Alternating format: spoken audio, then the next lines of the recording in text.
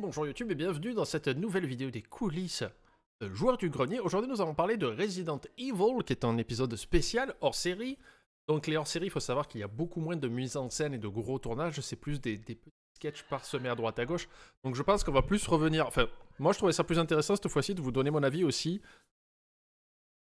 sur les films Resident Evil, parce que moi je les connais depuis longtemps, je les ai bien mangés comme il faut. On va parler bien sûr de la vidéo parce qu'il y a quand même des secrets de tournage, ne vous l'aurez pas une seule seconde, mais il y a aussi énormément de choses à dire sur les films. J'appuie sur la bonne touche du premier coup, incroyable, j'ai passé la pub et le générique parce que qu'est-ce qu'on s'en fout, vous le connaissez maintenant. Donc c'est parti, bien sûr je ferai pause à chaque fois qu'il faudra. Je vais monter un petit peu le son du navigateur pour que vous l'entendiez. Maintenant je veux pas de problème de musique ou d'image ou quoi que ce soit. Les excellents films. Alors, première note, j'ai vu des gens dans les commentaires qui disent « Non, mais les films sont bien quand même. » Non, non, ce n'est pas... Rarement, je suis toujours ouvert à toute discussion et j'accepte que des gens aiment des choses que moi je n'aime pas, il n'y a pas de problème. Les films Resident Evil ne sont pas bien. Pas bien du tout. Hein, c'est de la giga merde, c'est rigolo. C'est rigolo parce que c'est de la giga merde. Mais si au premier degré vous me dites « Non, mais c'est bien comme film. » Non. Non. C'est-à-dire que si vous êtes fan de Resident Evil, vous trouvez que c'est de la merde, je pense. J'ai un pote qui est ultra fan, qui connaît tout le lore, il m'a dit c'est de la giga merde. Si par contre vous ne connaissez rien et que vous allez voir ça au cinéma, c'est quand même un mauvais film. Hein, c'est mal réalisé, c'est pourri, c'est dégueulasse, l'image veut rien dire, l'histoire est sans queue ni tête, elles se suivent pas entre elles. C'est de la merde. Si vous avez trouvé ça bien, c'est que vraiment vous avez totalement débranché le cerveau. Et c'est étonnant que vous ayez réussi à vous lever de la chaise et de faire un pas après l'autre. Parce qu'il faut quand même des fonctions vitales un peu pour marcher, quoi. Voilà. Si en fait c'est drôle en gris. En grizzly, pardon. C'est que c'est tellement mauvais que c'est marrant, par moment. Mais sur 6 films, ça faut bien chercher. Allez, c'est parti, on lance l'épisode. Salut à tous. Adapter un film en jeu vidéo, vous le savez, c'est très facile. Putain. Pourquoi vous faites ça? Mais quoi? Merde! Enfin non, c'est pas facile, mais en tout cas ça a été fait très souvent. Et dans l'émission Joueurs du Grenier, on a des dizaines et des dizaines d'exemples de ça. Mais dans l'autre sens, c'est certainement encore moins facile. Et pourtant de nombreuses personnes s'y sont essayées. Mario, Sonic, Uncharted, Tomb Raider, Warcraft, Mortal Kombat, dont on avait déjà parlé. Ça peut arriver, hein, des fois que ça soit pas trop mal. Comme le premier Silent Hill par exemple, ou Détective Pikachu. Mais dans la majorité des cas, ça donne en général... C'est vrai qu'on a tendance à oublier que Détective Pikachu est tiré de jeux vidéo et que c'est un film qui est ok. Franchement, Détective Pikachu est un bon film. Voilà. Des films pas ouf, dont certains s'en sont fait une spécialité, comme Uwe Boll, qui a réalisé énormément d'adaptations de jeux en film, ou Paul Anderson. Alors, Uwe Boll, exceptionnel. En fait, le mec, il est allemand, et s'il a autant de licences qui lui accordent les droits, c'est parce qu'il dit « Mais moi, je vais aller tourner en Europe de l'Est. » Et à des périodes bien précises, comme ça vous coûtera que dalle. Uwe Boll, c'est le mec qui a tourné Blood Rain, les films Blood Rain, avec entre autres, je crois, l'actrice qui jouait dans la série Terminator. Et pour que ça coûte moins cher, quand ils tournaient en Ukraine, ils engageaient des putes. Ils leur disaient, ben voilà, je te donne 50 €, c'est-à-dire plus que ce que tu prendrais pour faire des choses bizarres. Tu te mets là, au fond, on te met une petite tenue et tu bouges pas. Et ils disaient, c'est vachement mieux parce que déjà, ça coûte moins cher, et puis les prostituées cassent pas les couilles comme les vrais figurants. Donc déjà, tu sens que c'est un gars qui est... voilà. Alors il en a fait plein, hein. Il a fait Postal, il a fait House of the Dead, il a fait les Blood Rain, voilà. Et je vous conseille vivement de voir, alors je sais plus si c'est House of the Dead ou un autre film sur les zombies, où à un moment donné il y a une scène où les gars ils sont côte à côte comme ça, ils tirent au ralenti, avec la caméra qui dézoome. Joss, tu vas apprécier ce détail, et ça recule, et tu vois les rails du dolly. C'est une plateforme où on pose la caméra qui recule comme ça, et ben ça, il a fait, ouais, je m'en bats les couilles. Et on voit les rails du dolly et ça continue. Non, c'est pas Alone in the Dark. C'est Alone in the Dark qui l'a fait, tu as raison, avec Christian Slater d'ailleurs. Mais une horreur. Merci Pierre Alafière pour le... Donc Uwe Boll, je pense qu'il y a de quoi faire un épisode sur lui en particulier.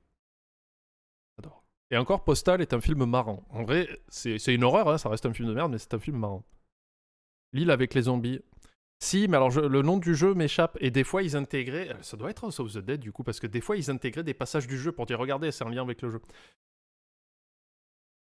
Et justement, Paul Anderson, c'est aussi la même personne qui a réalisé toute la saga Resident Evil. On a déjà parlé de Resident Evil dans un vieux papy-grenier, et tout le monde connaît cette saga, qui a commencé en 95 sur PlayStation 1, un jeu qui a redéfini le genre du survival horror. Le jeu est une révolution par ses placements de caméra qui favorisent l'angoisse et le côté claustrophobe, les munitions à gérer en faible quantité. Et justement, Resident Evil, c'est aussi les premiers jeux à apporter des scènes cinématiques avec des vrais acteurs et aussi un gameplay même très inspiré du cinéma. Pas étonnant donc que ce soit aussi les premiers jeux où le public se soit dit ah bah tiens, ça ferait peut-être un bon film. Et justement, ça a été fait. Resident Evil, c'est la saga de jeux vidéo qui a eu le droit au plus d'adaptations avec un total de 7 films, dont 6 sortis entre 2002 et 2016 avec comme personnage principal Alice, jouée par Mila Jovovich, et un 7e film sorti il y a quelques mois à peine, qui lui est sympa. Il est nul, mais il essaye pas d'être plus que ce qu'il peut être en fait. Et il faut savoir, d'ailleurs, je me rappelle plus si c'est dit dans la vidéo, Resident Evil Welcome to Raccoon City, je l'ai trouvé adorable. Parce que il fait ce qu'il peut avec ce qu'il a. Alors si j'ai bien compris, il compile les 3 premiers jeux, ou au moins les 2 premiers, en s'inspirant du remake du 2. Et tu sens que le mec, on lui a dit tu feras jamais mieux que Paul Anderson. Donc tiens, très peu de budget, démerde-toi connard. C'est possible qu'il y ait une partie qui a été tournée pendant le Covid. Peut-être. Ça, j'ai pas envie de spéculer là-dessus. Le personnage de Léon n'existe plus, quoi. Mais au moins, en termes d'esthétique, je trouve qu'il y a des trucs qui sont plutôt cool. Après, c'est qu'on lui a dit compile 2 ou 3 jeux en même temps. Et voilà, le truc dit Taliesin qui est juste... C'est que j'ai vu à la fin du film, je regardais les crédits. Producteur, il y a Paul W. Anderson. Et moi, je suppute... Il s'est mis sur le projet, bah, déjà pour toucher des pions, parce qu'il a dit c'est moi le patron Resident Evil, pour que le réal fasse ce film-là, et qu'après il puisse dire bah, vous avez vu, c'est de la merde. Échec commercial, et là il peut dire bah, c'est moi le patron des Resident Evil. Si vous voulez, moi je fais la suite de Raccoon City, mais c'est moi qui fais. Parce que moi je suis le meilleur. Et il en a profité de Raccoon City pour sortir les Resident Evil en Blu-ray 4K. Avec sa femme. Comme ça on peut mieux voir sa femme. Reboot du nom de Resident Evil Welcome to Raccoon City. Et justement, ce reboot de Resident Evil est né d'un constat, c'est que les gens avaient beaucoup reproché au film précédent de ne absolument pas suivre la trame des jeux. Alors certes, il y a Wesker, il y a Umbrella, il y a Claire Redfield, mais ça n'a rien à voir avec les jeux. Et c'est aussi ce que pensait le réalisateur de ce film, Johannes Robert, qui justement voulait revenir à la base des jeux. Le film... Il a essayé, le pauvre. Hein. Franchement, moi je salue l'effort du mec parce qu'il a quand même... essayé des trucs, il y a des références au jeu qui sont un peu profondes mais qui sont mal utilisées, mais on va revenir là-dessus. On commence donc dans un orphelinat avec un concert de Carla Bruni à côté. Le début de ce film est anxiogène à mort, les 10 minutes d'intro, mais moi je m'étais dit je vais me chier dessus quoi. Il y a vraiment que des angles de caméra ultra malsains, il y a une mise en scène de ouf, et tu sens que le mec il peut maîtriser de faire un film d'horreur, et je pense qu'il pourrait le faire. Mais le problème, c'est que l'on dit, bon, t'arrêtes tes conneries, on refait Resident Evil. On n'est pas là pour faire des films d'horreur, tu mets des zombies, mais il faut que ça soit rigolo. Et vraiment, les 10 premières minutes du film, c'est fou. Tu serres un peu le cul, quoi. Oui, alors ces enfants qui chantent là pour vous faire peur, vous allez beaucoup les entendre dans ce film. Et allez, on va bourrer tout ce qui peut faire peur, hein, les gros plans sur les poupées, les clowns, la boîte à musique, une photo du prix de l'essence... Le violon qui queen, et on y croise rapidement Lisa Trevor qui essaie de se... Alors si j'ai bien compris, elle est du 3, c'est ça? Avec Claire et Chris Redfield, comme nous l'explique le film de manière si fine. Attendez. C'est Redfield, c'est ça? Chris et Claire Redfield. Redfield, hein? Chris et Claire Redfield. Mais, monsieur... Alors, la petite fille... Alors le petit garçon, il a déjà joué dans nos vidéos. Alors je sais plus laquelle, mais c'est lui qui passait un coup de fil à la hotline Street Fighter. Je crois que c'est Nathan. Et à côté, la jeune fille. Alors c'est la fille de 2 personnes qui ont joué dans d'autres vidéos. Donc c'est bon, on a fait jouer quasiment toute la famille. Parce que le père, il jouait le rôle du Charcudog dans Cyberpunk. Et la mère était dans la dernière vidéo dans Castlevania. Elle jouait la femme un peu germinale qui demande plus de pixels. Allô, c'est Street Fighter Hadouken. On est là depuis 5 ans? Oui, depuis 5 ans. Dans l'orphelinat de Raccoon City. Monsieur, ça va? Oui, je vous souhaite une bonne nuit. C'est moi, Monsieur Birkin, le médecin-chef, qui vous souhaite une bonne nuit. Ça, c'est un mur. Au bout retour dans le présent, donc en 98, on retrouve Claire Redfield dans le camion de Monsieur Exposition. Alors c'est des lits à l'arrière, c'est pas des étagères. C'est vrai que vous allez voir votre frère, c'est ça? Il habite par ici, vous avez dit? À Raccoon City. Il reste rien à part les ratons laveurs depuis qu'Umbrella a commencé à s'en aller. Je le sais! Qui renverse une passante sur la route, mais celle-ci se relève et disparaît. Je sais, j'ai Complètement dans le champ de vision du mec d'ailleurs, mais c'est pas grave. Car pendant ce temps-là, à Raccoon City, les membres du Stars sont en train de boire un café avec parmi eux Léon Kennedy. T'aurais tiré sur ton partenaire pendant l'entraînement, c'est vrai ou non? Et aussi que ton paternel... Alors ça, cette scène, elle est très marrante. Mais en vrai, j'adore analyser Raccoon City parce qu'il y a tellement de conneries. C'est qu'il y a tout un axe où on apprend que Léon, c'est un pochetron parce qu'apparemment, il a tiré sur un partenaire par accident et que du coup, il passe pour une immense couille. Et tout le long du film, on te dit, regarde, c'est une immense couille. Il ne fait rien d'héroïque, il se plante tout le temps, il fait que de la merde. Et tu te dis à la fin, il va avoir un arc de rédemption, tout ça. Et alors, ils le font, mais à moitié parce que sa punchline est nulle à chier. Et moi, j'étais dit, mais non. Ce que vous auriez dû faire, c'est que il utilise un gun et sans faire exprès, il tue quelqu'un encore une fois et il vit avec ses erreurs. Mais non, ce n'est plus jamais amené en fait. Quand il arrive à sauver tout le monde à la fin avec le bazooka, ils font ah, putain, mais voilà, tu vois, en fait, t'es un bon flic. Non. Elle est très importante dans la police. Alors il a pu tirer d'affaire. Mais je le sais! Alors ça c'est Jérôme et la demoiselle pardon qu'on a vu avant, j'ai oublié son prénom, je crois que c'est... Ah putain, elle a un nom composé. Je crois que c'est Enora. Et elle est cosplayeuse, donc elle fait des cosplays de Claire Redfield, entre autres. Et Jérôme en fait, c'est qu'il était ultra motivé, il est comédien de théâtre et j'avais failli le retenir sur Castlevania pour jouer un autre rôle, mais il faisait un peu trop bonhomme en fait pour faire le rôle de Alucard, je crois. Et du coup, on me dit bah il faut un Chris Redfield. Et je me dis bah...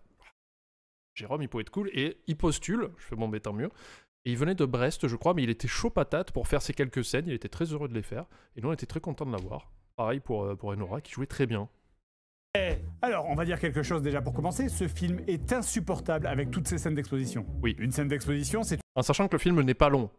Je crois que le film fait 1h30 ou 1h40, et ça, j'adore. Moi, je suis désolé, je suis extrêmement client de Raccoon City, parce que le film n'est pas long, mais il arrive à perdre du temps quand même. Une scène où le film va essayer de transmettre des informations aux spectateurs pour la compréhension d'un monde. Mais il faut aussi que ça ait du sens, et qu'on n'ait pas l'impression que le film s'adresse directement et volontairement aux spectateurs. Typiquement, hein. La plupart d'entre vous savent qu'Oswald Spencer était le fondateur d'Umbrella Corporation, et le manoir était son lieu d'habitation jusqu'à... Qui parle comme 1h17 ça en vrai? d'exposition. Sébastien Rassia. Alors ça, on l'a tourné au Big Veer. À Fougères, oui. C'est un bar à Fougères et le patron nous a gentiment ouvert les portes pour qu'on puisse tourner. On a tourné cette scène-ci où Fred et Seb se parlent et l'autre scène en fait qu'on verra plus tard où Fred en docteur empêche quelqu'un de s'étouffer. Mais on en reparlera. Ami et collègue depuis plus de 15 ans avec qui je réalise les vidéos Joueurs du Grenier. Je vois que tu es en train... Vous n'avez pas pensé à reprendre les acteurs du Papy Grenier. Pourquoi on ferait ça? Tu crois en recycle? Moi je suis pas pour l'écologie, hein. Il faut donner sa chance à tout le monde et puis... Quand tu recherches un rôle, il faut aussi coller à une image particulière, puis il faut tester des gens. Moi, je suis pour faire jouer un maximum de gens, parce que plus tu as de contacts, plus tu découvres des personnes, plus tu as des... Et surtout les acteurs, j'aime beaucoup les acteurs parce qu'ils peuvent te proposer des choses. Quand c'est des acteurs qui viennent du théâtre ou de séries ou de télé, comme on a pu avoir, comme Alexandra par exemple, ou comme... à chaque fois on l'appelle Alice, mais elle s'appelle Laetitia. C'est très compliqué sur le tournage de l'appeler Alice ou Laetitia, on se plantait tout le temps. Moi j'adore les acteurs parce que ils vont lire le script, ils vont l'assimiler, parce que moi je leur donne à l'avance en essayant plus ou moins de leur donner les intentions que Fred et Seb veulent leur faire jouer. Mais après ce que j'aime c'est quand un acteur te propose des trucs aussi. Et plus tu fais venir des personnes un peu nouvelles, après avec qui tu vas développer des affinités que tu feras revenir parce que tu sais qu'ils sont capables de jouer quelque chose, tu peux toujours avoir des petites notes en plus quoi. Train de boire un café, dans ce café en Bretagne, région du nord-ouest de la France, connu pour sa pluie et ses autoroutes gratuites. Bref, dans cette ville de Raccoon City, Seb a des réactions faciales, il est ultra fort. Alors, je sais qu'il est très fan de The Office et tout ça, et de ses regards caméra un peu quatrième mur, mais il est tellement fort pour faire passer plein de choses avec très peu. quelque chose de louche semble se passer. Qu'est-ce qu'il a, votre œil?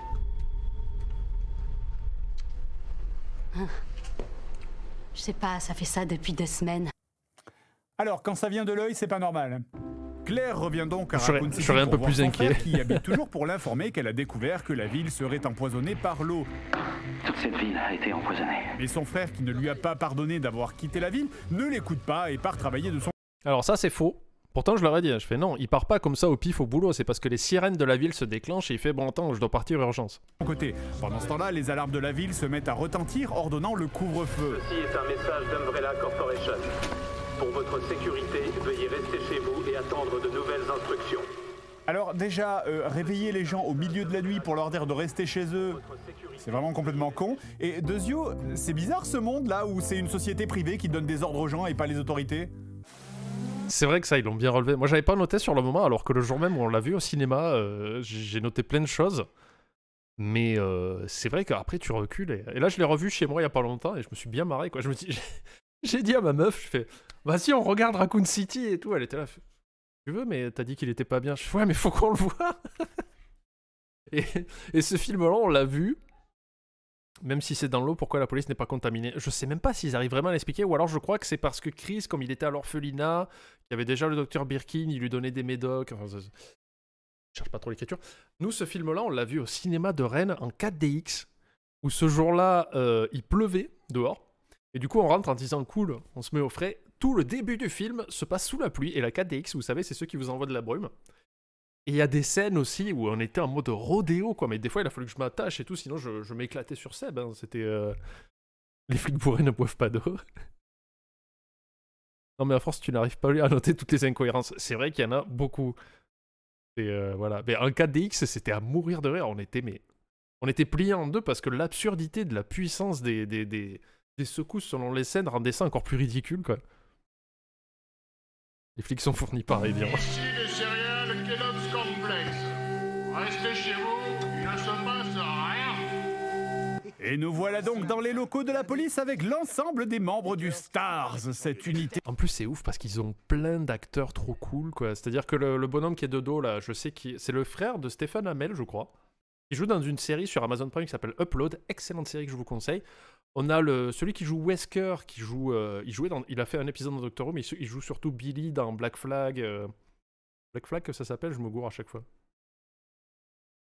Et il joue aussi dans Umbrella Academy, enfin, même Donald, je sais plus comment il s'appelle, ouais, Stars Police Municipal en plus. D'élite, d'intervention, de... Black Sails, on me dit merci. dans mon oreillette que en fait les Stars dans ce film c'est la police de la ville, ce qui est en fait techniquement la police municipale en fait. Mais t'as pas d'oreillette? Il en sait trop, tue-le. Ça c'est excellent. Moi j'ai vu le Rush où en fait il y a que le doigt, mais pour pouvoir le traquer, ils ont dessiné un petit smiley sur son doigt. C'est-à-dire 2 petits points et un petit sourire. C'est très mignon. Maintenant Léon se fait donc encore une fois de plus pisser dessus par son chef qui lui dit d'aller faire l'accueil, tandis que le reste de l'équipe décide de prendre l'hélico de la police municipale pour aller chercher l'équipe Alpha qui a disparu en allant au manoir Spencer. Par contre, je suis désolé, mais les visuels, que ce soit le manoir Spencer ou le poste de police, je les trouve très fidèles aux jeux vidéo. Ils ont fait un effort pour que ça colle parfaitement. Par contre, le manoir, c'est quasiment que du fond vert. Moi, ça m'a surpris, j'ai vu un petit making-of et tout. Et l'entrée, c'est vraiment, il y a l'escalier et quelques pylônes, mais après, quasiment tous les murs, c'est du fond vert, quoi. Spencer.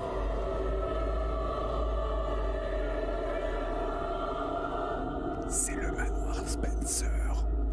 Ça, bien sûr, un gros merci à Sean Geek et au cinéma de Fougères qui nous ont ouvert leurs portes. Alors, c'était un mardi matin à 9h30.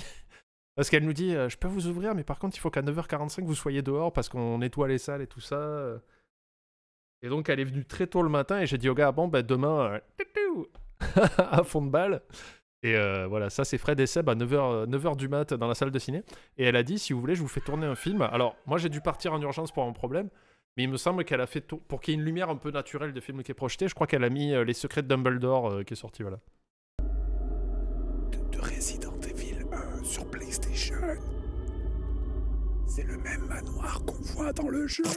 Pendant ce temps-là, à l'accueil, le... Ça c'est beau. Non, pas ça. Non, ça c'est immonde. Bon, j'ai pas remonté, j'ai pas réussi. Attends, est-ce que je peux... Voilà. Ça, c'est fidèle aux deux, quand même. À peu de choses près. Bon, ça sauve pas le film, attention. Hein. Il faut reconnaître l'effort. À l'accueil, le chauffeur du camion qu'on a vu au début du film, qui a été mordu par son chien entre-temps, s'est transformé en zombie et vient s'exploser sur les grilles du commissariat. Merci pour le sub.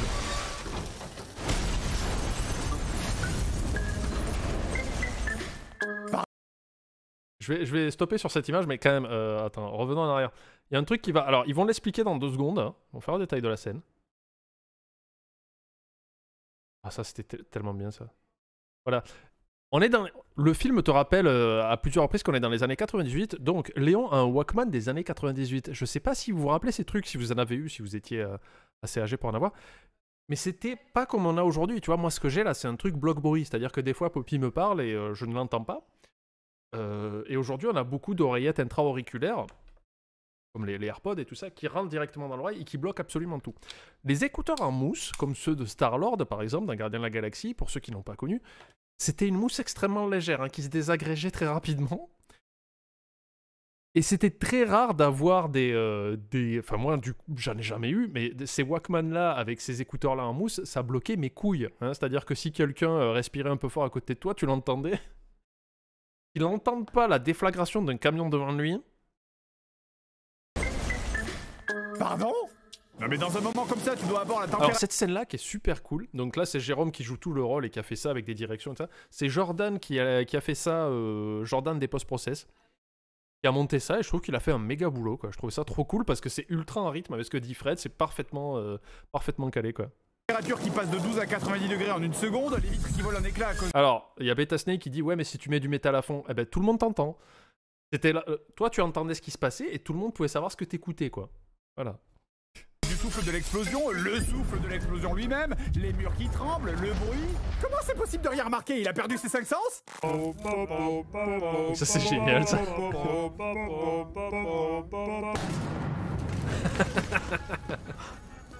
Oh putain!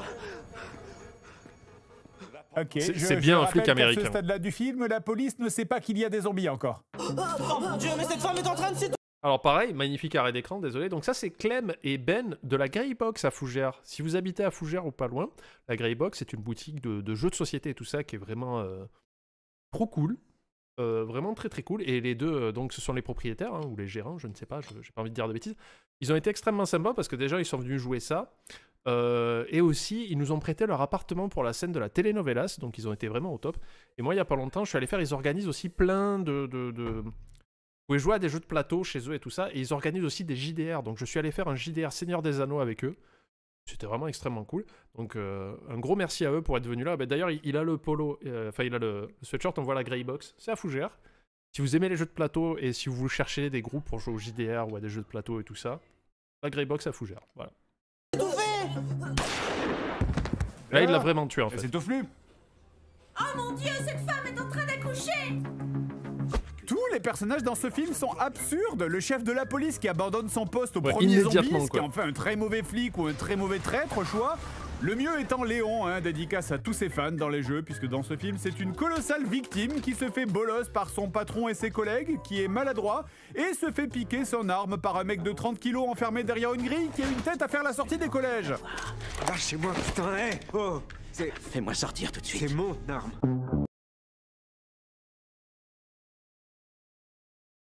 Il est nul, mais alors d'un bout... Il a pas d'arc de rédemption en fait, Léon. Il est nul d'un bout à l'autre. Il suit les gens, quoi.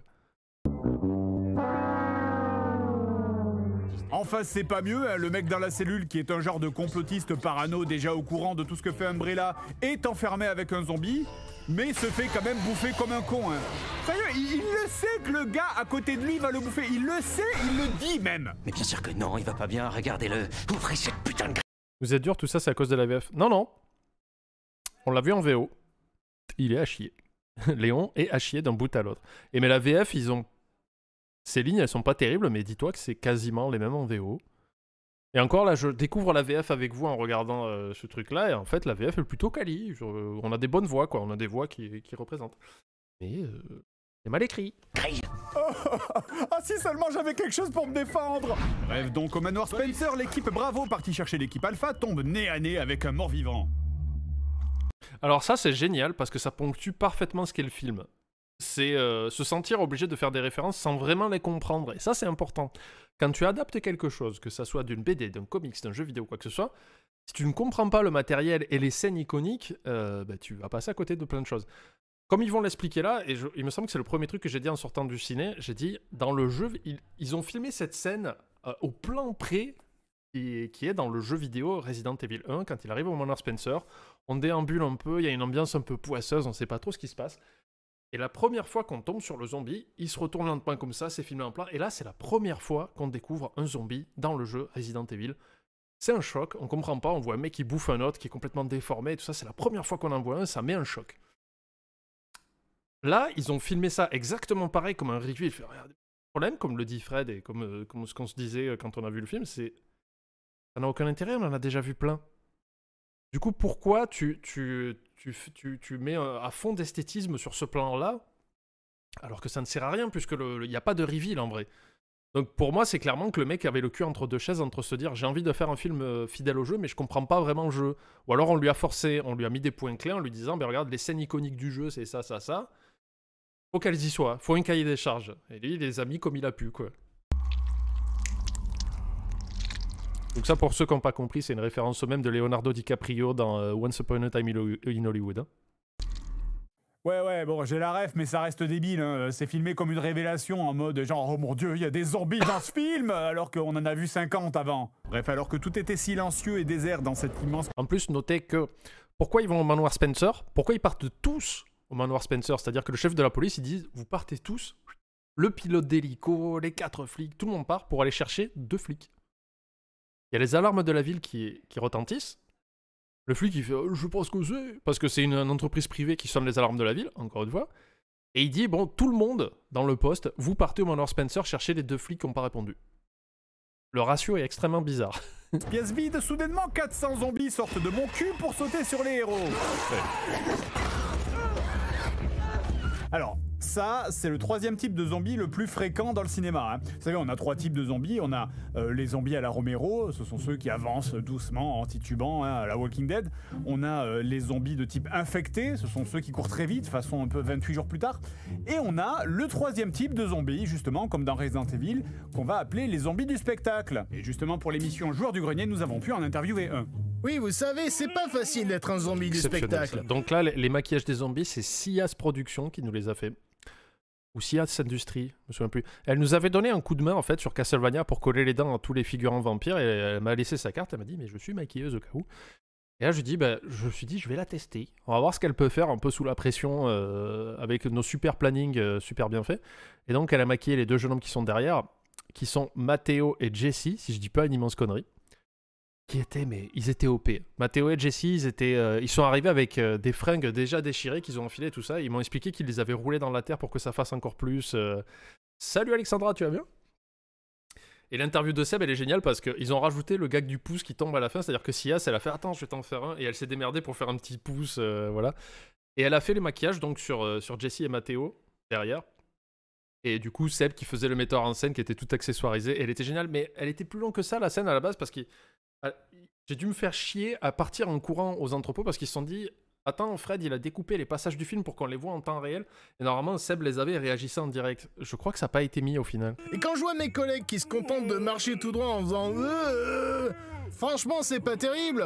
Je veux dire, il y a quand même un savoir-faire à maîtriser. Déjà, la clé, je pense que c'est la discrétion. C'est important pour faire un bon effet. Bien. Là, par exemple... Ah mais si, voilà, il a l'iPad. Ça, c'est parce qu'on s'est dit ah merde, Fred, il a fait exprès de découper des plans du film pour qu'on puisse les voir, et là je crois que Seb regarde en vrai le truc. Du coup j'ai dû partir en courant aux entrepôts, retrouver l'iPad dans le bordel, aller récupérer les fichiers, tout mettre, être sûr que tout passe et revenir quoi. Le collègue va arriver dans le dos du gentil qui ne l'a pas encore vu, donc il va pas lui sauter dessus directement, ça serait pas très correct. Ouais, ils font des feintes. Temporiser. On attend, et paf, le 2e collègue qui était...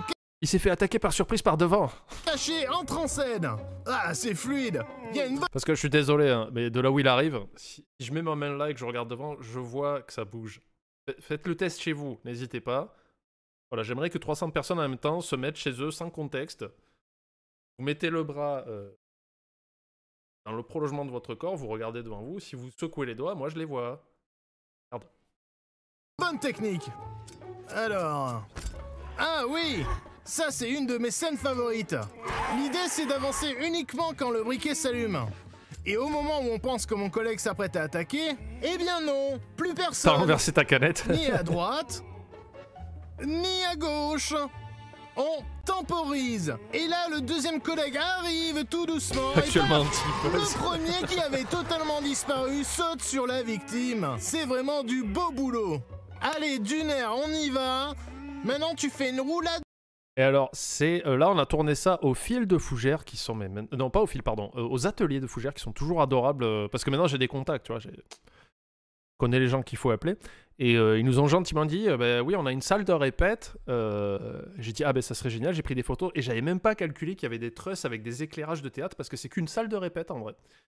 Et quand on arrive là, il dit, ah ben pas de souci, voici la console pour activer les lumières. Du coup, on a pu faire un vrai éclairage de théâtre, quoi. Et c'était une solution de dernière minute, parce qu'on a contacté le théâtre de Fougères. Ils ont mis très longtemps à me répondre, et une fois qu'ils m'ont répondu, ils me disent « Ah, ça peut être bien, mais c'est quoi votre projet? C'est en combien de temps ?» Je dis « Bah, c'est là, cette semaine, parce que j'ai envoyé un message il y a 2 semaines. » Ils m'ont dit « Non, c'est compliqué, mais si vous voulez, on peut se voir dans 2 semaines pour discuter. » Je fais « Non, ça marche pas comme ça. » Enfin, moi, je peux pas, j'ai plus le temps. Du coup, je leur ai dit « Bah, tant pis. » Et en urgence, je suis allé voir le fil. Ils m'ont dit « Bah, pas de souci, on va vous faire visiter. » J'ai pris des photos, ça a été validé. Et surprise, bonus, choc à pic, ça ne veut rien dire. Il y avait des éclairages de théâtre. On avait Mathéo et Jessie qui avaient déchiré et sali leurs vêtements exprès. On avait Sias au maquillage. On avait Seb qui était déjà dans son rôle. Voilà, ça a été fait très très vite. Ça s'est bien goupillé. Devant Chris Redfield. Allez, on y va. Délicatement. Voilà. Agressif quand même. Hein. Donc voilà, Et du coup, moi, je joue la doublure de Chris Redfield qui ne voit pas les zombies. Parce que dans le film, il les voit pas dès que c'est noir, quoi. Il voit plus rien. Et là, je tiens en fait le bras d'un trépied caméra. Une arme. Sors du champ et le deuxième approche et toi tu vas attaquer par le côté. Ah, j'adore ma troupe, ils sont vraiment comme ça. Bref, pendant... Et ça, c'était un gag rajouté sur le tournage du petit pouce que Sias a construit en urgence et c'est rigolo. Que l'équipe Alpha affronte des morts vivants dans le manoir Spencer et que Wesker regarde un let's play du jeu sur son téléphone pour... Je suis plus classe que le Chris du film, je suis pas d'accord. Moi j'aime beaucoup l'acteur qui fait Chris dans le film. Échappé. Claire, Léon et le chef de la police, qui sont bloqués dans Raccoon City parce que Umbrella bloque les sorties, se rendent à l'orphelinat pour prendre un raccourci jusqu'au manoir Spencer, qui serait la seule manière de s'échapper de la ville avant 6h du matin, heure à laquelle la ville entière va exploser. Avec l'aide de Lisa Trevor, les héros vainquent 2 liqueurs et Lisa leur montre le raccourci pour s'enfuir. Salut Tobélive. Et Lisa Trevor, j'arrive pas à comprendre ce que c'est, quoi. Parce que Sorina, qui est une énorme fan de Resident Evil, qui connaît le lore sur le bout des doigts, j'aime bien parler avec elle pour lui demander des explications, justement. Elle me dit, non, mais normalement, Lisa Trevor, elle est méchante, quoi. Trop bizarre. Merci. Attendez, il me semble que la ville va exploser, non? Merci Lisa, mon amie d'enfance. Et ça, pareil, du coup, ça a été tourné aux ateliers de Fougères. Je sais plus si on l'a fait avant ou après les zombies, mais là, vous regardez ce plan-là, d'accord? Sur la gauche du plan, il y a la porte qui mène à la salle de répète de théâtre. On a tout fait au même endroit. J'ai fait, oh putain, il fallait trouver un ascenseur et une salle de théâtre. Je me suis dit, les deux sont côte à côte, on a juste à passer une porte. Ça a fait gagner un temps de ouf, quoi. Enfance, merci pour tout ce que tu as fait pour moi. Je suis tellement désolée qu'il n'y ait que 2 places dans cet ascenseur. C'est terrible parce que Jérôme le joue super bien. Quand tu la vois, on dirait vraiment qu'elle veut venir, en fait. Des fois, elle fait des petits mouvements comme ça pour avancer, tu sais. Non, non, désolée. C'est marqué. On a fait imprimer une immense affiche. Et je voulais... Alors, les gars n'ont pas voulu, c'est dommage, mais je voulais... Quand on est parti, on a tout bien nettoyé, on a ramassé les petits bouts de peau des zombies et tout ça qui étaient tombés partout, parce qu'ils arrêtaient pas de perdre des petits bouts de sable, de peau. Et il dit, ah, il faut pas oublier de décrocher l'affiche. Et moi, je voulais la coller sur une porte, mais sans prévenir les personnes aux ateliers. Ils l'ont pas fait. Bref, évidemment, fusion de 2 jeux Resident Evil oblige, le scénario force un peu tout ce petit monde à se rencontrer au même endroit pour des raisons un petit peu tirées par les cheveux. Hein. Avec d'un côté Chris et Jill qui poursuivent Wesker qui s'est enfui depuis le manoir Spencer, de l'autre Léon et Claire depuis l'orphelinat, et enfin le docteur Birkin et sa famille qui lui essaie de récupérer des échantillons. Tout le monde se croise, Birkins récupère le virus, Wesker tue Birkins, Jill tue Wesker, mais avant de mourir, Birkins s'injecte le virus qui le transforme en un monstre condamné à prononcer des dialogues écrits par un enfant de 8 ans. Comment une partie paye. Si vous qui voyez. Alors que toi, Chris, tu es si bête. Le méchant. Dans les jeux, les héros essaient de s'échapper de Raccoon City par un train souterrain mais sont rattrapés par Birkins en forme de mutant. Chris vise dans les points faibles de la cutscene PlayStation 3, mais plus de munitions. Est-ce la fin? Pas du tout, car heureusement, Léon arrive. Allez Léon, tout le film t'a été une merde, mais c'était uniquement pour mieux sublimer ce moment-là où tu vas briller. Allez, c'est ton moment. Le grand vilain. Ok, bah tant pis. Le gros vilain. Ok, il n'y a aucune chance que qui que ce soit ait survécu à une explosion de lance-roquettes comme ça dans un wagon fermé. À partir de ce moment-là du film, ils sont tous morts et ça se passe dans leur tête. Et puis, comment t'as trouvé un lance-roquette dans un train abandonné? Un lance-roquette? Je l'ai trouvé en première classe. Sérieusement, t'as trouvé ça où? Tiens, il est temps de finir ce film de merde. Et hop, et en fait, contrairement à ce que vous pouvez penser, le bazooka ne vole pas, c'est que juste à côté de Jérôme...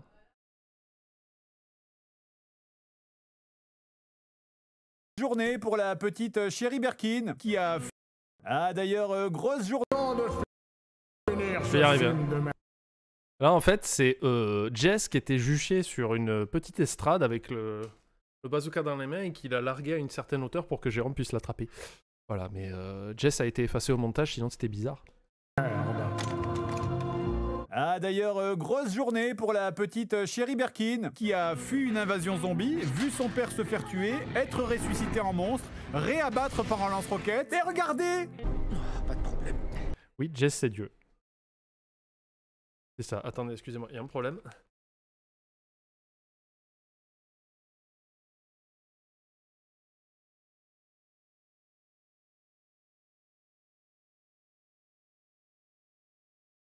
Excusez-moi, une urgence de petit chien.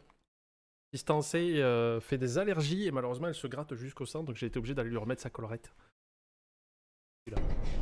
Elle prend la vie du bon côté. Bref, Birkins est vaincu, Raccoon City explose, les vaches s'envolent, les héros sont vivants, et on finit sur la... Le pire c'est quand on a fini le film, ils étaient là en mode « Mais attends, Jill elle est morte et tout », et moi je fais « Non, elle est pas morte ».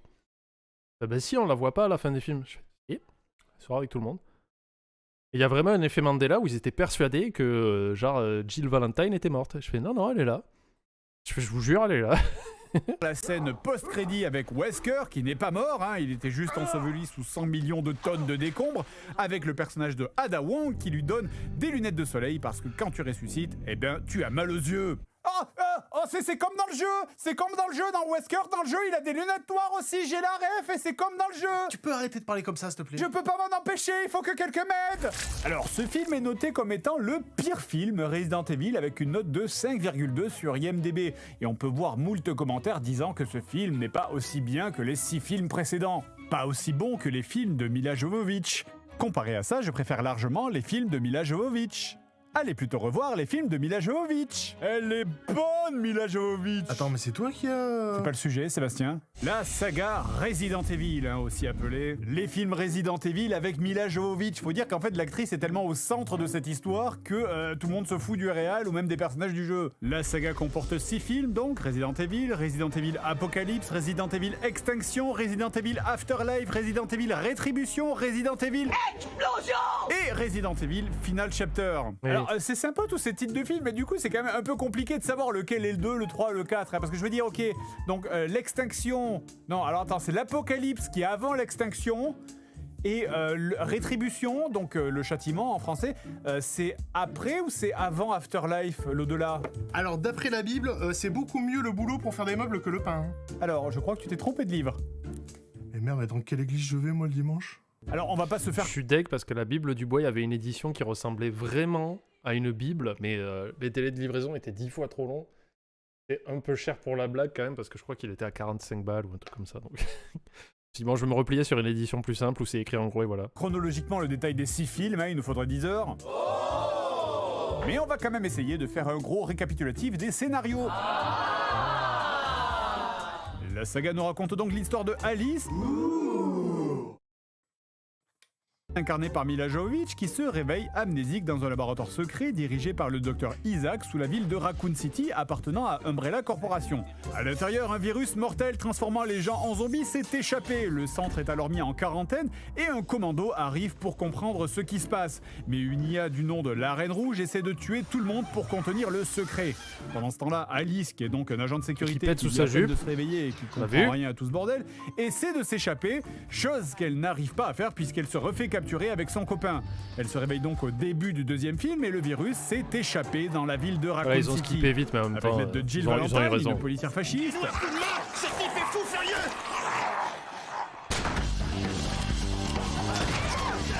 Ça veut tellement rien dire, quoi. Valentine. Je vois pas d'autres mots pour décrire Non, parce que si elle rentre et qu'elle est pas au courant des zombies, c'est juste qu'elle tire sur des gens au pif, quoi. ce que je viens de voir. Mais quoi? Il est votre personnage, là, de votre jeu de merde. Elle a un mini-jupe, comme dans le jeu. Vous êtes content, non? Jill, Alice et quelques autres personnages essaient de s'échapper de la ville avant son explosion, pendant que son copain du premier film a été transformé en Némésis, un monstre avec un lance-roquette et un imper noir. Elle est au courant parce qu'elle a fait les manoirs Spencer avant, mais dans les films où tu me parles... Dans le lore du jeu, c'est très cohérent, mais dans le film, elle y est pas dans le 1, non, elle apparaît que dans le 2. Dans les films avec Mila Jovovich, il faut le préciser. Mais heureusement pour Alice et au pouvoir dans le jeu, okay. de l'amour... Oh Matt, je suis vraiment désolé. Oh putain, je vais avoir besoin. Il y a que Alice qui s'en sort dans la... Non, je corrige ta phrase. Il y a que Alice qui s'en sort. D'alcool. Mais tu peux pas? Bah, c'est peut-être le bon moment pour commencer. Némésis change de camp et attaque Umbrella. La ville explose à la fin de ce deuxième film et Alice se refait capturer mais réussit de nouveau à s'échapper. Oui. Et ce coup-ci, elle a des super pouvoirs. Oui. Par contre, le jour où... C'est Shinji Mikami qui fait les jeux de Resident Evil, hein, si je dis pas une immense connerie. Enfin, en tout cas, le mec qui fait les jeux... Si un jour, il met le personnage d'Alice, mais j'implose. En disant, excellente idée. J'implose. Ou c'est qu'il a envie de flinguer la licence. Alors, est-ce qu'on pourrait avoir des explications? Non. Ah oui, la ville a explosé, mais aucune conséquence pour le scénario, hein. Des preuves viennent anéantir la véracité des reportages. Ce n'était qu'une blague de mauvais goût. Les faits sur la cassette ont été totalement démentis. Ce n'était qu'un sombre canular. Les organisateurs du canular, Jill Valentine et Carlos Oliveira, sont actuellement recherchés par la police. Comment ça, c'est faux? C'est une ville qui a été rasée par une explosion nucléaire. Grosse blague de McFly et Carlito, on rase une ville PTDR que... Ça devrait pas être trop difficile à vérifier, je pense.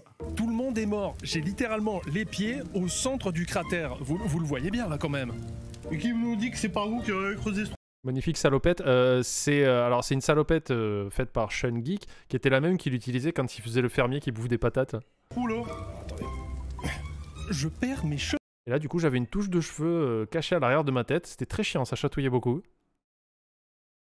C'est vrai que le mec, il fait beaucoup de fois. Mais... À cause des radiations, quand même. Ah bah, moi aussi, hein, je perds mes cheveux. C'est peut-être votre shampoing avec les sauts. Et donc Jessie, hein, qui est un des zombies du spectacle, qui était là. J'ai un zombie qui est en train de me manger. Ah bah, vous voyez bien qu'il reste déjà vivant.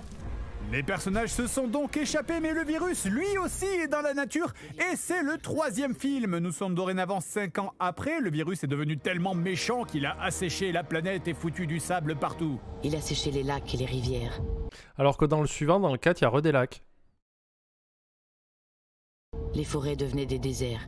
Connard de virus. Salaud, je parie qu'il a aussi augmenté les impôts et fait travailler les enfants. C'est donc la fin du monde, mais on apprend qu'Alice est la clé pour trouver un vaccin. Umbrella essaie donc de la cloner, mais ça n'est pas suffisant, il leur faut l'original. Le docteur Isaac et Wesker, le président d'Umbrella, décident donc de partir. Je crois qu'ils ont changé l'acteur de Wesker, mais après ils ont repris l'acteur original, j'ai l'impression que c'est pas le même, quoi.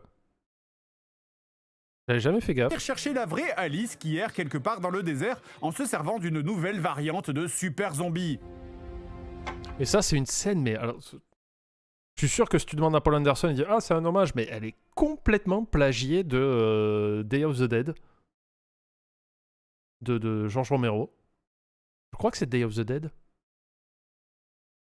ou Night of the Dead, je sais plus. Le premier où il y a Bubba qui est un zombie intelligent, on essaie, enfin qui est intelligent. On essaye de voir si on peut contrôler les zombies. On essaye de lui apprendre à mettre des cubes dans les jouets pour enfants et on essaye de lui faire tenir un téléphone pour voir ça. Et cette scène-là, elle est complètement plagiée, quoi. C'est Day of the Dead? Ok, merci. Ah bah...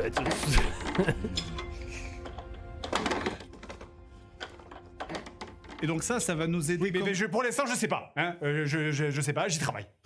Ils enferment donc. Pourquoi ils tentent de cloner alors qu'on apprend qu'ils ont déjà réussi dans les autres? Pourquoi hein? Quelques-uns de ces super zombies dans des gros conteneurs en métal pour la capturer. Enfin, le pays est grand. Enfin, je veux dire... Et du coup, là derrière, à la base, ils voulaient mettre des extraits du film. Et le dernier jour, quand Laetitia est venue Laetitia est venue pour tourner juste une scène et au final, ils se sont dit, bah attends, on va en faire tourner d'autres. Et ils ont reproduit des scènes du film, je crois qu'ils ont refait comme ça un peu au pif, c'était cool. Même si Alice et ses alliés tomberaient dessus par hasard, enfin je veux dire, les statistiques sont impossibles. Et puis même, admettons, ils tombent sur le container. Qu'est-ce qui nous dit qu'ils sont assez stupides pour l'ouvrir? Franchement, ça dépasse l'entendement. Ah oui, et ça aussi, c'est des zombies du spectacle. Ah, on y va, je bouge pas. Oui, on attend. À 3, on y va. D'accord. Attends, 3. Non, quand je dis 3. 3.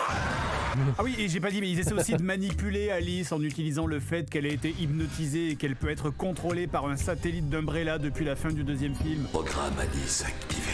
Ouais, désolé, je peux pas préciser tous les petits détails. Mais ça ne marche pas parce que Alice, elle est tellement badass qu'elle fait péter le satellite en le regardant. C'est genre le satellite, il baisse les yeux, tu vois. Et heureusement qu'elle est super précise pour viser ce satellite qui est à 200 km au-dessus d'elle parce qu'elle aurait regardé un demi-millimètre à côté. Bref, Alice va donc au laboratoire secret d'Umbrella sous le désert pour tuer Isaac, le méchant docteur, qui entre-temps s'est transformé en monstre. Mais le combat est difficile et... C'est quoi il existe dans les jeux, ces tyrans, non? J'ai peur... Je suis pas fan. Je connais très très mal le lore de Resident Evil, hein. J'ai pas tous les détails.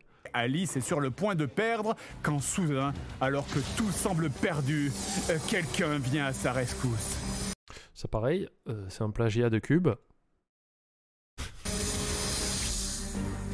Merde! Attendez, vous voulez dire qu'il y a quelqu'un d'autre qui va lui sauver la vie? Attends, que ça veut dire qu'il y a quelqu'un d'autre que résidente Marisou Alice dans cette putain de série de films qui va faire quelque chose de classe? Mais qui est donc ce personnage mystérieux qui a pu... Ah bah non, c'était un de ses clones. C'est fou quoi, Et alors un autre passage flagrant, c'est qu'à un moment donné, Alice se bat contre... Alors c'est Michelle Rodriguez l'actrice, mais c'est un clone démoniaque, qui va pour tuer Alice, qui a 2 doigts de la tuer. Parce que le clone de Michelle Rodriguez a une espèce de super punch où si elle te tape dans le cœur, tu meurs. C'est montré au début du film, c'est si elle te tape, boum, tu meurs. Elle tape Alice dans le cœur, Alice ne meurt pas. Pourquoi? Parce que c'est Alice. Parce qu'il l'explique jamais. Ils font ben non. Ah. Et là, il y a Claire Redfield qui ramasse un fusil à pompe et qui pourrait mettre une giga cartouche dans la tête de Michelle Rodriguez. Et non, parce que du coup, ça veut dire que Alice, c'est pas elle qui sort la situation. Eh ben, Claire... Elle jette le fusil à pompe à Alice pour que ça soit elle qui ait le kill shot. Donc je persiste, hein, les gens qui disent au premier degré que les films Resident Evil sont bien, je vous respecte pas. Voilà. Le film est tellement égocentrique que l'héroïne, même quand elle est sauvée par quelqu'un d'autre, c'est aussi elle-même. Donc Alice tue le docteur Isaac, libère ses clones et c'est le début du 4e film. Et à partir de ce moment-là... Paul Anderson, il était en train de se palucher. Là. Il y a ma femme partout. On entre dans un ego trip absolu. Ah. Enfin, on fait pire que maintenant, hein. Donc Alice part pour Tokyo pour aller au laboratoire secret d'Umbrella sous Tokyo pour aller tuer Wesker avec l'aide de son armée de Marisou. Et puis là, la saga, elle se relâche comme un mec qui se serait retenu de péter toute la journée, elle a plus rien à foutre. Hein. Et allez, pan, et boum boum, et nique la gravité, c'est parti, elle a plus rien à foutre. Allez, il y a des katanas, il y a des soldats, il y a des gros flingues, il y a des shurikens, il y a des meufs bonnes et maquillées qui font des cabrioles en talons aiguilles avec des tenues qui moulent le fiac, elle fait des tremblements de terre en tapant avec les pieds, il y a des explosions façon Dragon Ball Z. Avouez que c'est pas très pour toi, tout ça. Oui, The Movie. Mais c'est n'importe quoi, elle est complètement pétée. Je veux dire, en face, ils peuvent rien faire. Mais comment ils vont faire pour la suite, quoi?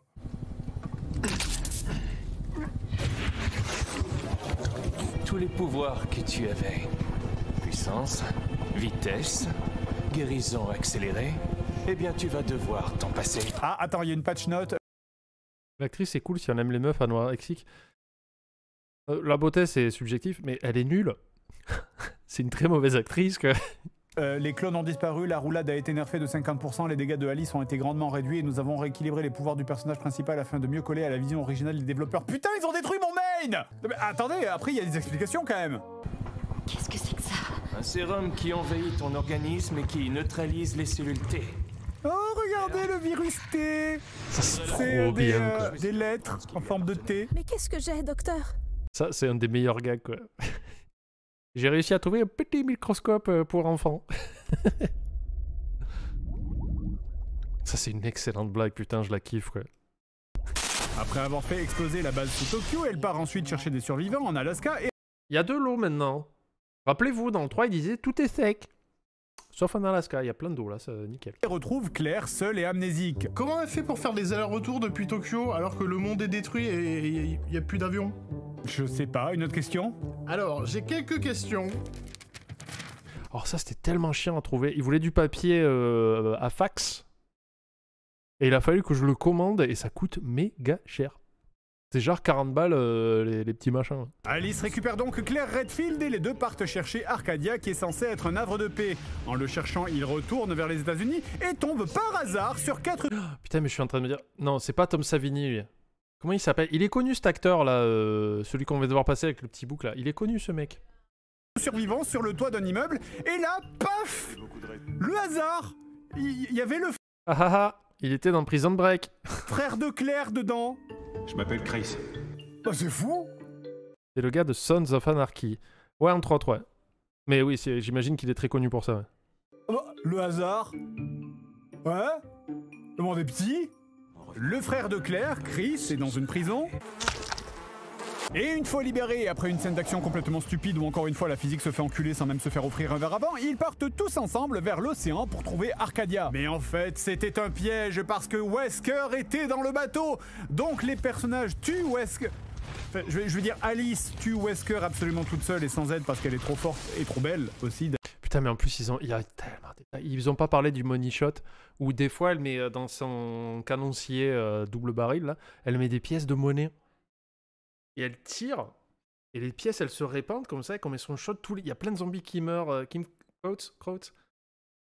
Et il me semble, alors je sais pas s'il y a des spécialistes des armes à feu, mais je pense que si, Literal Money Shot, si tu mets des pièces dans un baril comme ça, je pense que ça t'explose à la gueule. Je pense pas que la projection se fasse naturellement. Si quelqu'un s'y connaît en arme à feu et peut me... Parce que vraiment, elle met en plus des grosses pièces, tu vois, genre des pièces de 5 francs d'époque, elle en rentre plein dans le tube, comme ça. Moi, je pense que ça t'explose à la gueule.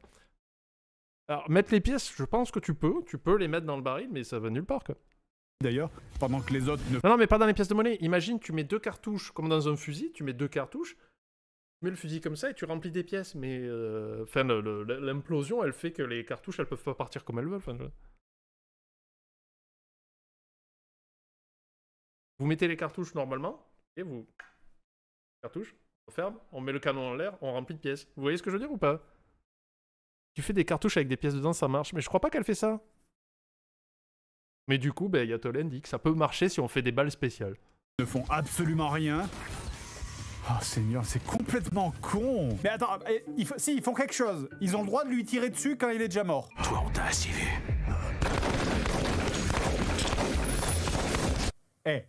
Mais là, patatras, Umbrella arrive en masse, les héros sont piégés sur le bateau, mais que vont-ils faire? C'est le 5e film, Alice... Ça marche que si c'est plus petit qu'une pièce de 2 euros. Est-ce qu'on a une confirmation de Thomas de Carglass? Se fait capturer par Jill, qui est devenue méchante et travaille pour Umbrella. Oui, alors c'est parce qu'en fait, elle a un scarabée rouge qui la rend méchante, et non mais excusez-moi, mais j'en peux plus de ces scènes d'action là. Qu'est-ce que c'est que ces conneries? Mais toutes les scènes avec Alice dans tous les films, ça ressemble à ça. Alors, ces 3 monsieur-là, c'est Jos Bergia. Il arrive à se tripler dans les scènes. On n'a pas fait de fond vert, c'est vraiment, il peut se reproduire plusieurs fois. Alors j'aime bien parce que Laetitia est tellement pro qu'elle s'est adaptée au jeu d'acteur de Mila. C'est-à-dire qu'elle a une seule expression.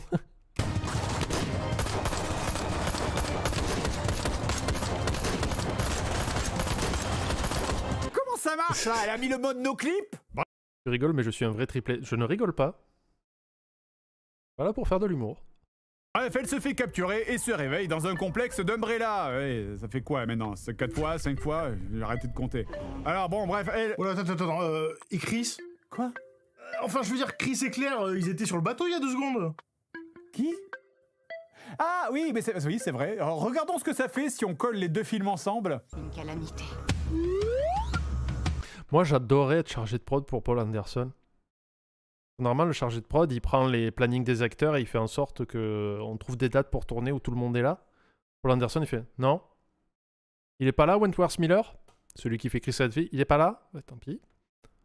Moi, je vais pas tourner sur les vacances scolaires de ma fille. Vous avez vu, ma femme, elle est belle. Hein, c'est génial. Ouais, tant pis. Ouais, mais il y a aussi... le chef-op, il est pas là non plus. C'est pas grave. Il y a bien un connard qui peut tenir la caméra. Ouais.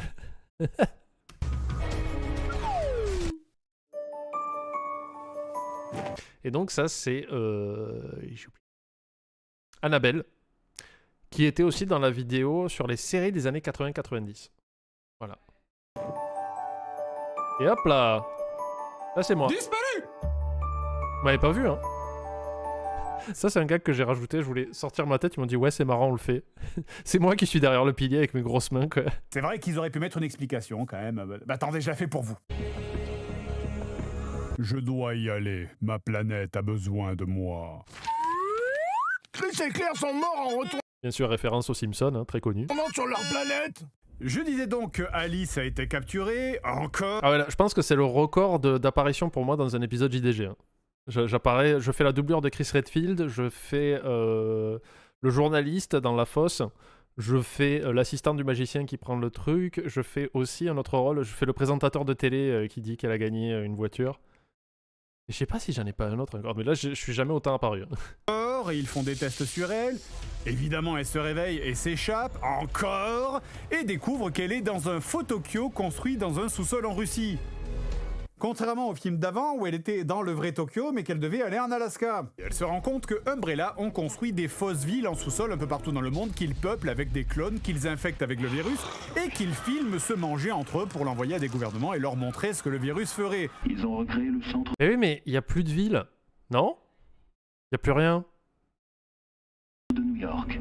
Ils ont simulé une épidémie, l'ont montré aux Russes et leur ont vendu le virus. Ils ont simulé la même chose sur Moscou et ont vendu le virus aux Américains. Même chose sur Tokyo. Ah oui, donc ça sert plus maintenant. Ils vendent le virus aux Chinois. Puis même chose en Chine. Et ils le vendent aux Japonais. Exactement. Voilà, parce que les gouvernements ont vraiment très peu d'imagination, faut comprendre. Et d'ailleurs, les zombies russes, c'est un peu particulier, hein, visiblement. Ouais, ils sourient et tout. Il fallait un 5e film, il y en a 6 en tout. Ils font de la moto, ils conduisent des bagnoles, ils tirent avec des lance-roquettes. Parce que du coup... Alors ça, j'imagine que Paul Anderson a vu le film Dead Snow, où c'est des gens qui partent en vacances au ski et en fait ils tombent sur des zombies nazis. Je pense qu'il a vu ça, il s'est dit let's go quoi. Le virus qui est censé tuer les gens là, ça marche pas, c'est de la merde. Et là maintenant, comme vous pouvez le constater, grâce à ce virus, les soldats ennemis sont dorénavant vachement plus forts. Et en plus, ils résistent aux balles. Et ils conduisent. Ouais, non, on va parler d'autre chose en fait. Donc Alice est libérée du complexe par Wesker qui maintenant est devenu gentil parce qu'il trouve que Umbrella... Bah, vous passerez un bien meilleur moment sur Dead Snow 1 et 2 que sur Resident Evil. Va trop loin. Bon, stop là, hein. J'ai rien dit quand vous avez fait un virus mortel qui tue les gens, j'ai rien dit quand vous avez fait exploser une ville, ni quand vous avez commencé à cloner des gens et les tuer sans raison, ni quand... Wesker envoie donc quelques-uns de ses agents, Ada Wong, Léon Kennedy et Barry Burton. Ah, c'est dans le jeu, c'est... Par contre, ce Léon-là ressemble beaucoup, il est mieux. Mais Barry, il parle pas de sandwich, c'est très dommage. Pour libérer Alice, et... Bon alors, je zappe l'intégralité du film, hein, vous aurez qu'à aller le voir. Non, franchement, sans déconner, allez le voir, c'est une pépite de débilité. Mais à la fin du film, en gros, Jill Valentine est redevenue gentille, Léon Kennedy est visiblement devenu un agresseur sexuel... pour une raison qui m'échappe totalement, dans cette scène trop bizarre avec Adam Wong. Deathford, merci pour le et tout le monde se regroupe à la Maison Blanche pour livrer le combat final contre la Reine Rouge, l'intelligence artificielle de Umbrella qui a foutu tout ce bordel. Toutes les pièces du puzzle sont prêtes, tous les personnages, enfin presque tous, sont là. C'est l'heure de Resident Evil, le chapitre final. Là, j'ai hâte de voir tous les personnages que j'aime enfin réunis dans un seul et même putain de merde. Alors, il faut savoir que Final Chapter, c'est celui qui a coûté le moins des 6 films. Mais vraiment, il a rien coûté. Mais après, tu le vois parce qu'ils ont tourné dans des déserts. Ils n'ont pas payé des cascadeurs puisqu'ils sont morts. Lol. J'avais vu les chiffres à l'époque parce que j'avais fait un talk show là-dessus. Et il est impressionnant, Final Chapter, parce que c'est celui qui a coûté le moins. Mais c'est celui qui a engrangé le plus de bénéfices. Alors, forcément, parce qu'il a coûté moins cher, c'est plus facile. Mais en fait, ils ont fait pourquoi je m'emmerderais à dépenser beaucoup de sous alors que les gens vont aller le voir. Et les autres ont tous été des succès commerciaux. Éthique, Dieu merci. Mais ils ont quand même coûté une certaine somme qui fait que ça reste super précieux. Là, celui-ci, il a sorti l'argent du petit déj de sa fille et puis c'est parti. C'est le pire. Tu peux pas vraiment... Pour moi, ils sont tous à chier. Et pourtant, c'est celui qui, je sais plus, il a rapporté 10 ou 11 fois la mise. Enfin, c'est un truc complètement délirant, quoi. Il paie pas sa fille. Voilà, ça, c'était une prise ratée d'avant. Alors, je sais pas pourquoi il s'est dit, tiens, je vais la rajouter, parce que c'était rigolo. Donc ça, c'est un vrai blooper. Hein. C'est que on avait du mal à faire tenir le petit panneau, et des fois, Fred était un peu trop brusque. Quand même. Tout le monde est retourné sur sa planète. Ben, on s'en fout. Tout ce dont on a besoin de voir, finalement, hein, c'est Mila seule qui se bat contre des dragons avec sa Jeep. Ah oui, et Wesker est devenu méchant aussi, au fait. Non, ouais, ce type qui était à la tête de plusieurs génocides nous a trahis. Et ce film, il faut savoir qu'il a coûté un bras. Ah bon? Pourtant, il a coûté que 45 millions de dollars. C'est rien. Pas cher, franchement, 45 millions, c'est rien pour un film. Il y a des clips de musique du Wu-Tang Clan qui coûtent plus cher que ça, quoi. Un blockbuster. Hein? Ah non, je veux dire qu'il a littéralement coûté un bras. Il y a une cascadeuse qui a doublé Mila qui a perdu son bras pendant le tournage et le producteur a refusé de lui payer l'assurance. Ah! Après, bon, il n'y a pas mort d'homme non plus. Alors si, il y a eu aussi un mort. Quelqu'un s'est fait écraser par un Hummer pendant le tournage. D'ailleurs, regardez, ils ont pris cette photo juste après le drame. Non, bon, j'en sais rien pour la photo, mais disons que c'était juste pas le meilleur choix pour illustrer l'article qui parle de la mort de mec, quoi. Donc le scénar, alors en fait, Lia nommée la Reine Rouge, qui dans le film d'avant, rappelez-vous, était méchante, et ben en fait, maintenant, elle est gentille. En fait, tu vois, ça m'aurait moins intrigué, mais en même temps, j'en aurais pas entendu parler. Si les films ne s'appelaient pas Resident Evil dès le début, et qu'il arrête d'utiliser des noms de licence, mais il savait très bien ce qu'il fait, hein, Mais même là, tu vois, je pense que si les films s'étaient pas appelés Resident Evil, je serais pas allé les voir. Donc il a bien fait quelque part parce que ça a généré du buzz et voilà, mais après en tant que film même c'est... Parce qu'en vrai Lia elle est juste obligée de détruire le monde, mais en fait elle a pas vraiment envie de le faire. Et donc comme elle est programmée pour ne pas faire de mal aux gens qui travaillent pour Umbrella, eh bien elle demande donc à Alice, qui elle ne travaille pas pour Umbrella, de retourner à Raccoon City pour détruire le laboratoire secret qui avait déjà explosé à la fin du 2, mais qui en fait visiblement avait pas vraiment explosé. Oh bah moi quand je fais un truc de toute façon c'est du... Et donc ça c'est Jérôme qui faisait Monsieur Gomez. D'ailleurs on avait enregistré des prises alternatives mais ça n'a pas dû être carté au finage mental parce que là il faisait sa phrase, on l'a laissé un peu improviser. Et après il y avait une voix qui devait faire Monsieur Gomez et il faisait si. Mais on l'a pas gardé malheureusement. Du solide hein, je suis pas là pour beurrer les sandwichs. Hein. Alice doit donc retourner à Raccoon City pour arrêter les projets secrets d'Umbrella. On a envie que Monsieur Gomez soit un personnage du lore. Et trouver l'antivirus. Non, le vaccin plutôt. Umbrella a développé un antivirus transporté par l'air. D'accord. On prend lequel du coup Norton, Avast. Bref, tout ça en moins de 48 heures. Le compte à rebours est lancé. Mais pourquoi? Parce que sinon, tous les humains du monde, ils meurent. Mais enfin, mais comment? Mais je veux dire, mais ça fait 5 ans que c'est la fin du monde. Et pourquoi 48 heures? Il se passe quoi dans 48 heures? Je sais pas, moi, merde, m'engueule pas. C'est dans le film, c'est comme ça. C'est juste parce que c'est plus classe avec un compte à rebours, peut-être, c'est tout. Ah ouais, dans 48 heures, je dois récupérer ma 206 au garage. Voilà, pour ça j'ai mis dans le film. Sinon je me rappelle pas, donc... Il faut réparer. Faut réparer ma bagnole et le scénario. Donc Alice se rend à Raccoon City et se fait capturer par le docteur Isaac. Et celui-là même qui était mort dans le 3e film, mais... Oui, mais comme il sortait de Game of Thrones, il était connu, donc c'était bien de le remettre. Qui en fait est vivant. Je l'ai fait exprès de dire que j'étais mort. Parce qu'en fait, dans le 3e film, c'était un clone. J'ai tué un clone. Comme Palpatine. Paul Anderson a conseillé sur Star Wars. Voilà. Oh putain, mais on est sur des niveaux de scénario, c'est le feuilleton de mamie à 14h30 le mardi après-midi. Et tout ça, du coup, ça a été filmé chez Ben et... Attends, Ben et Clem, oui. Ben et Clem de la Greybox, qui nous ont prêté leur appartement parce que c'était trop cool. Et en fait, Jess, elle a acheté à Emmaüs le tableau, le vase et tout ça que vous voyez derrière pour faire vraiment ce côté un peu kitsch. Elle a acheté plein de petits éléments pour pas cher. Et moi, je suis allé récupérer une chaise roulante. J'ai trouvé un truc qui était pas trop loin, en fait. C'était cool.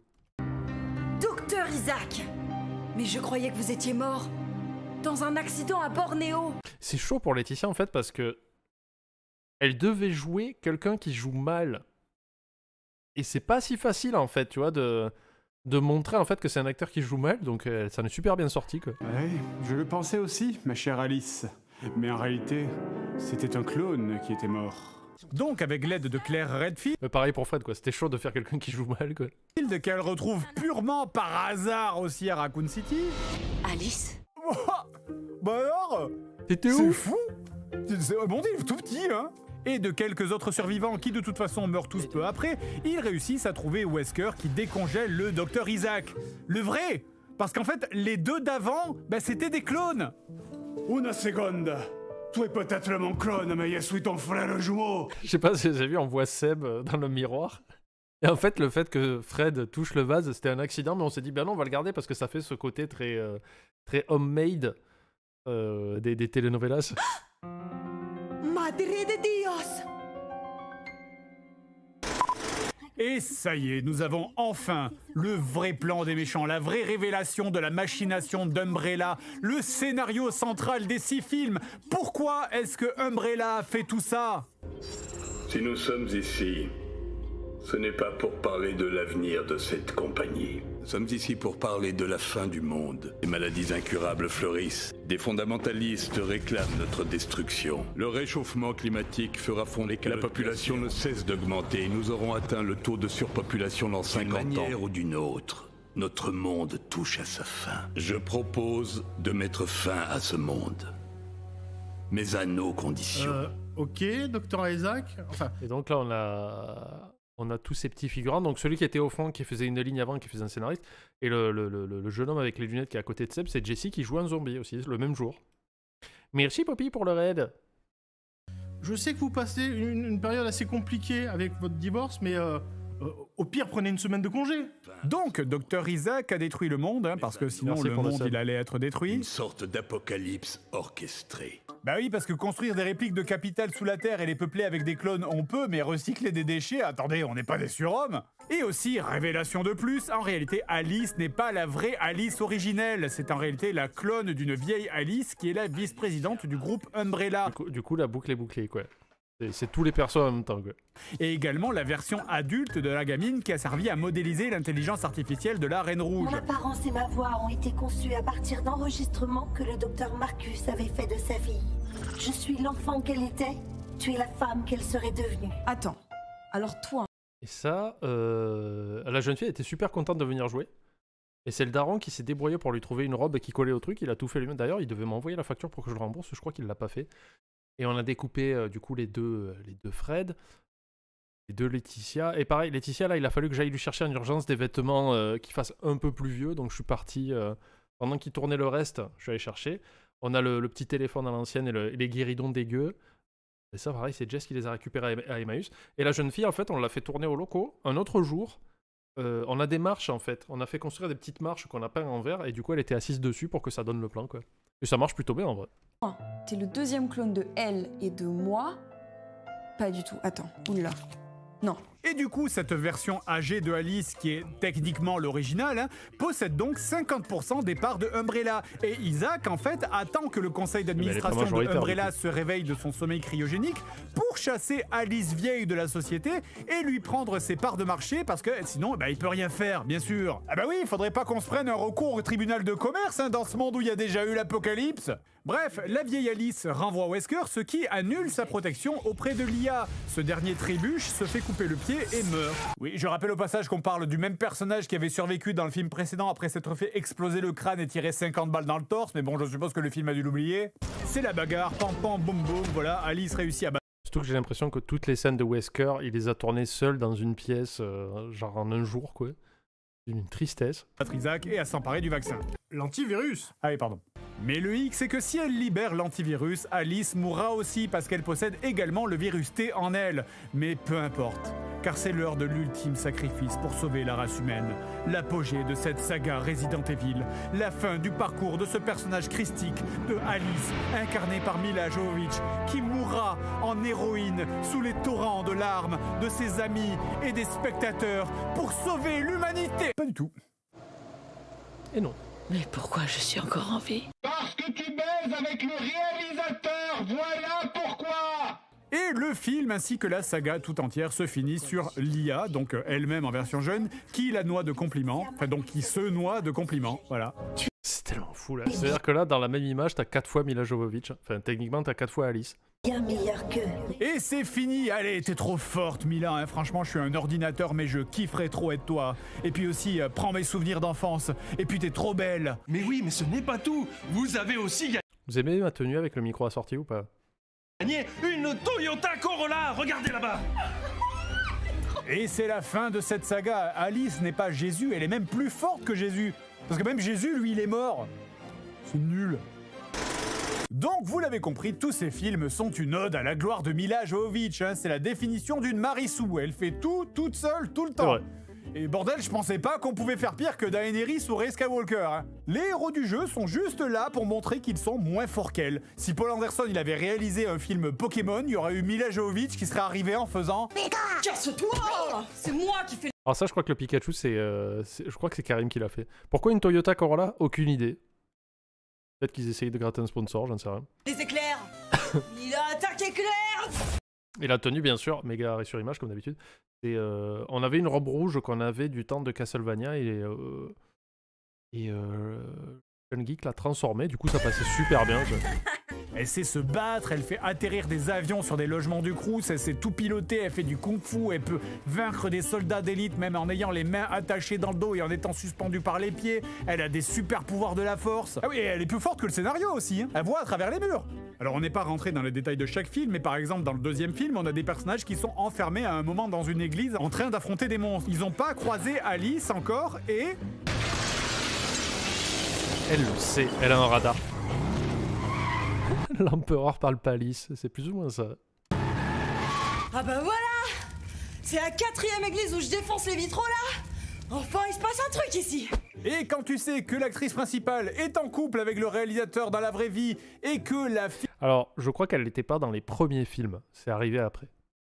Qui incarne la Reine Rouge dans le film est également la fille dans la vraie vie du réalisateur et de l'actrice principale. Du coup, cette scène de fin, elle est incroyable. On a papa qui filme 2 fois maman en train de parler à leur fille pendant que maman regarde des images réelles de sa fille de la vraie vie dans le film. Mais cette saga, c'est le film de mariage le plus cher du monde. La dernière apparition d'un personnage lié au jeu, c'est là, voilà. C'est le genou de Claire Redfield qui se contente d'écouter la Alice jeune dire à la Alice vieille qu'elle est trop cool.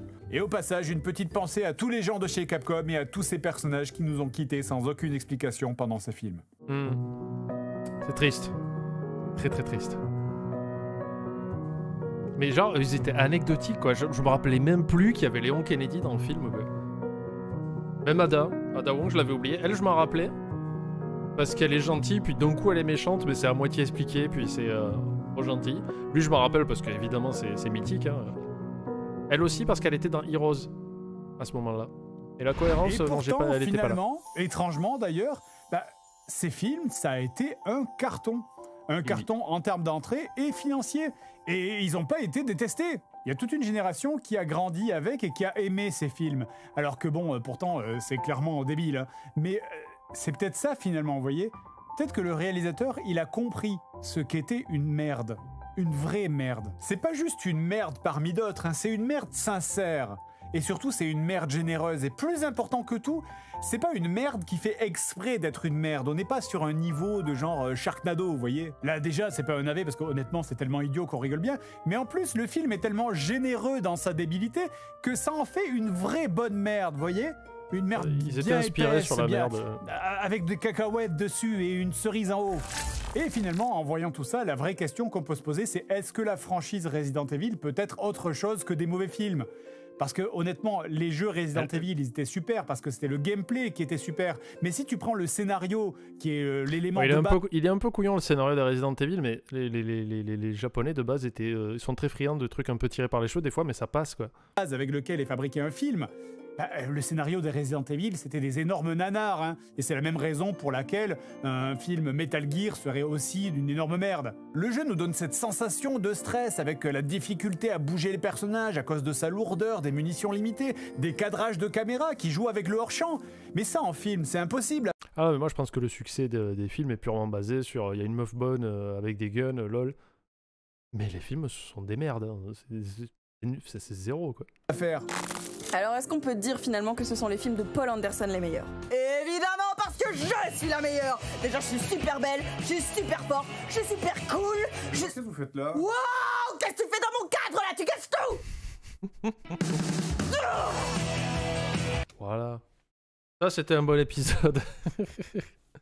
Ben, j'espère que ça vous a plu, j'espère que vous avez pu apprendre des nouvelles petites choses avec ces coulisses YouTube. Hein, n'hésitez pas. Et encore merci 1000 fois, même 100 000 fois pour les 100 000 abonnés sur la chaîne. Prochaine coulisse quand il y aura un JDG, vous le savez vous-même.